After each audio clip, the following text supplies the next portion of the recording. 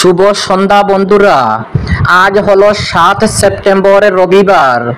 আজকের সন্ধ্যার বরাক উপত্যকার শ্রীভূমি, করিমগঞ্জ, শিলচর, হাইলাকান্দি সহ আসামের বিশেষ বিশেষ খবরগুলি হলো: প্রদীপ দত্তরায়ের বিরুদ্ধে প্রশাসনের মামলার পরিপ্রেক্ষিতে স্থগিতাদেশ হাইকোর্টের।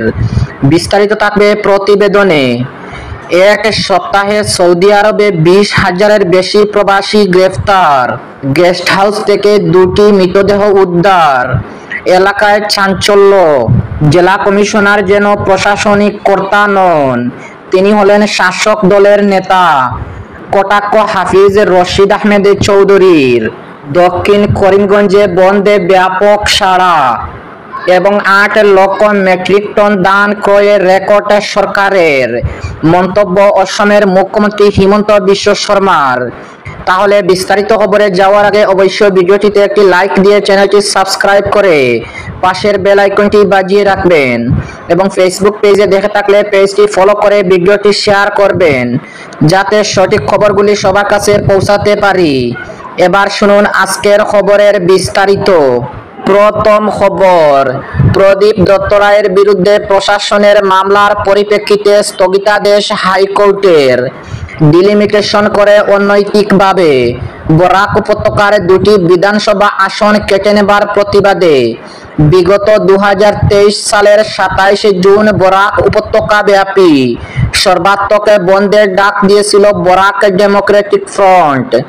এই বন্ধ কর্মসূচিকে পূর্ণ সমর্থন জানায় ভারতীয় জাতীয় কংগ্রেস, সিপিআইএম, এআইইউডিএফ সহ বিভিন্ন রাজনৈতিক দল এবং জনগণের স্বতঃস্ফূর্তভাবে অংশগ্রহণ এই বন্ধে সম্পূর্ণ সফল হয়।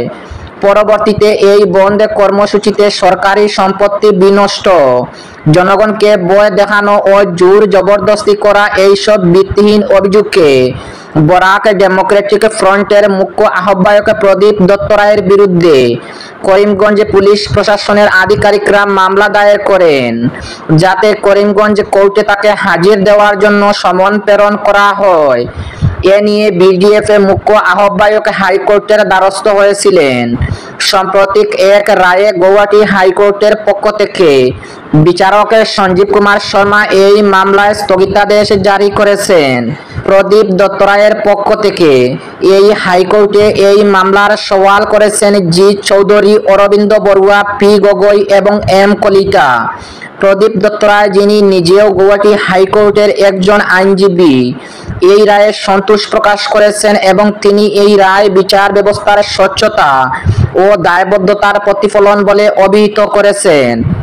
অপরদিকে এক সপ্তাহে সৌদি আরবে 20,000-এর বেশি প্রবাসী গ্রেফতার। সৌদি আরবে আবাসিক, কর্মক্ষেত্র ও সীমান্ত নিরাপত্তা বিধি লঙ্ঘন করায় 20,882 জন অবৈধ প্রবাসীকে গ্রেফতার করেছে আইন শৃঙ্খলা বাহিনী। শনিবার সৌদি প্রেস এজেন্সির এক প্রতিবেদনের বরাত দিয়ে আরব নিউজ জানায়, গত এক সপ্তাহে এই প্রবাসীদের গ্রেফতার করা হয়। আরব নিউজের প্রতিবেদনে বলা হয়, গ্রেফতারকৃতদের মধ্যে আবাসিক আইন লঙ্ঘনের দায়ে 12,975 জন, অবৈধভাবে সীমান্ত পাড়ি দেওয়ার চেষ্টাকালে 4,185 এবং শ্রম সংক্রান্ত আইন ভঙ্গের দায়ে 3,722 জনকে গ্রেফতার করা হয়েছে। সৌদি আরবের স্বরাষ্ট্র মন্ত্রণালয় জানায়, অবৈধভাবে প্রবেশকারী কোনো ব্যক্তিকে যদি কেউ পরিবহন সুবিধা ও আশ্রয় দেন, তাহলে তাকে 15 বছরের কারাদণ্ড এবং 1 মিলিয়ন সৌদি রিয়াল জরিমানা করা হবে। এছাড়া যানবাহন ও সম্পত্তি বাজেয়াপ্ত করা হবে। আইন ভঙ্গকারীর বিরুদ্ধে অভিযোগ জানাতে মক্কা ও রিয়াদের নাগরিকদের 911 নম্বর এবং অন্যান্য রাজ্যের ক্ষেত্রে 999 অথবা 996 নম্বরে যোগাযোগ করতে বলা হয়েছে। অপরদিকে গেস্ট হাউস থেকে 2টি মৃতদেহ উদ্ধার, চাঞ্চল্য এলাকায়। অসমের গৌহাটি মহানগরের বড়বাড়িতে চাঞ্চল্যকর এক ঘটনা ঘটেছে। বড়বাড়ির একটি গেস্ট হাউস থেকে উদ্ধার হয়েছে 2টি মৃতদেহ। টুসঞ্জ গেস্ট হাউসের ঘর থেকে এক যুবক ও এক কিশোরের দেহ পাওয়া গেছে। একই ঘরে 2 জনের মৃতদেহ উদ্ধার হয়। কিশোরীটি নিখোঁজ হওয়ার অভিযোগ থানায় আগে থেকেই দায়ের ছিল। শনিবার সকাল থেকে কিশোরীটি নিখোঁজ ছিল। সেই অভিযোগের ভিত্তিতে রাতে পুলিশ অভিযান চালায়। পরে রক্তাক্ত অবস্থায় কিশোরীটির মৃতদেহ উদ্ধার করা হয়। অন্যদিকে ঝুলন্ত অবস্থায় যুবকের মৃতদেহ পাওয়া যায়। মৃত যুবকের নাম মকিবুর রহমান। তার বয়স আনুমানিক 35 বছর। গত 5 সেপ্টেম্বর মকিবুর গেস্ট হাউসের ঘর বুক করেছিলেন। 6 সেপ্টেম্বর তিনি কিশোরীটিকে নিয়ে গিয়েছিলেন। একটি তার গাড়ি ভাড়া করে কিশোরীটিকে আনা হয়েছিল।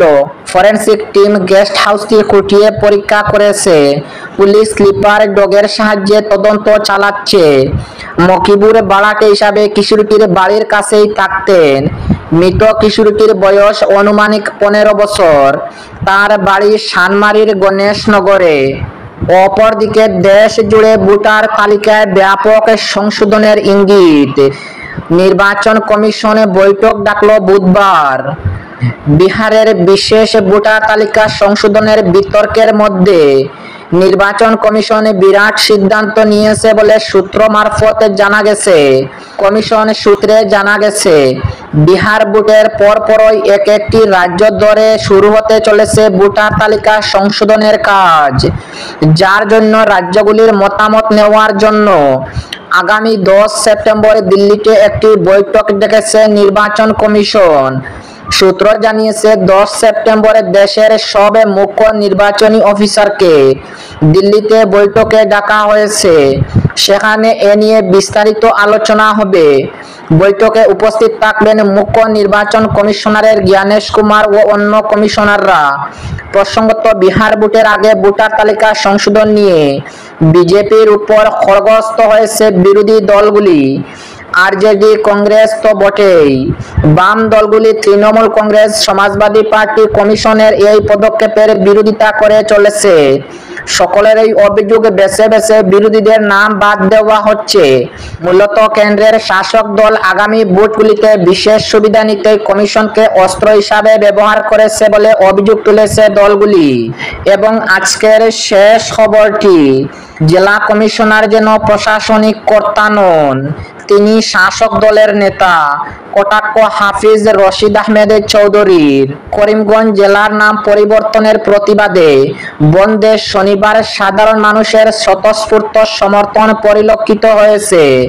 বিভিন্ন স্থানে সংঘটিত বিক্ষিপ্ত ঘটনাগুলি যেমন কাম্য ছিল না, তেমনি আন্দোলনকারীদের রাত পর্যন্ত থানায় আটকে রাখা কোনোভাবেই উচিত হয়নি বলে মন্তব্য করেন প্রদেশ কংগ্রেস উপসভাপতি হাফিজ রশিদ আহমেদ চৌধুরী। তিনি বলেন, কলেজ ছাত্রদের সঙ্গে জেলা কমিশনার যে ব্যবহার করেছেন তাও কাম্য ছিল না। এদিন করিমগঞ্জ জেলার নাম পরিবর্তনের প্রতিবাদে কংগ্রেস সহ বিভিন্ন বাম সংগঠনের যৌথ উদ্যোগে বন্ধ পালিত হয়। জেলার বিভিন্ন স্থানে হিংসাত্মক ঘটনা যেমন সংঘটিত হয়, তেমনি প্রশাসনের তৎপরতা ছিল লক্ষণীয়। রাত পর্যন্ত সদর থানায় পিকেটারদের আটক করে রাখা হয়। বিষয়টি নিয়ে প্রতিক্রিয়া ব্যক্ত করে প্রদেশ কংগ্রেস সহসভাপতি তথা বরিষ্ঠ আইনজীবী হাফিজ রশিদ আহমেদ চৌধুরী। তিনি বলেন, বন্ধে সাধারণ মানুষের সমর্থন পরিলক্ষিত হয়েছে। জেলার বিভিন্ন প্রান্তে দোকানপাট বন্ধ রাখা হয়েছে। তাছাড়া সংখ্যায় কম থাকলেও জোরদার পিকেটিং হয়েছে জেলা সদরে। তবে আন্দোলনকারীদের আটক করে সদর থানায় নিয়ে যাওয়া এবং রাত পর্যন্ত জিজ্ঞাসাবাদের জন্য বসিয়ে রাখা কোনোভাবেই উচিত হয়নি বলে তিনি মন্তব্য করেন।